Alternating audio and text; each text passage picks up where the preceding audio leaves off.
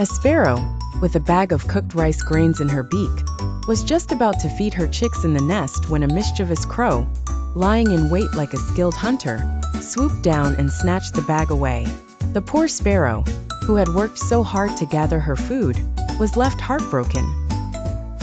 Meanwhile, her chicks were chirping loudly, which caught the attention of Seam, who was sitting in the courtyard preparing for an exam with a book in hand.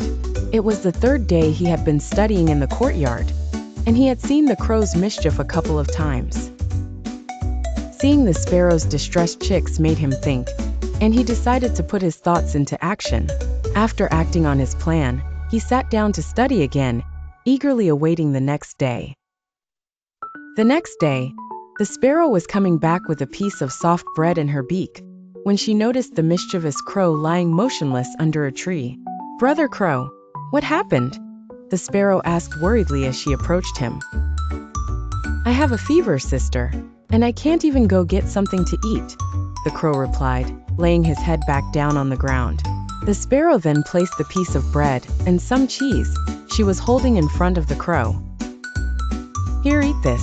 I will bring more for my chicks." "Thank you very much," the crow said.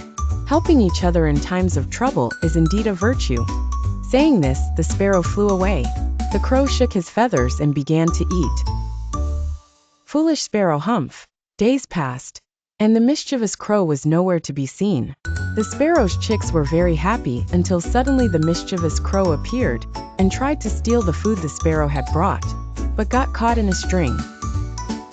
Seam, who had been thinking the crow had changed after seeing its empty nest for days, approached when he saw it struggling with the string and said, "Well, crow, I thought you had changed, but no, you are still the same crow who steals from others. Hang there, this is your punishment." The crow remembered the tricks he used to play on the innocent sparrows. Tears began to flow from his eyes, and the food fell to the ground. The sparrow's chicks were chirping joyfully, relieved that they were finally free from the crow, but the sparrow looked at the crow with sad eyes.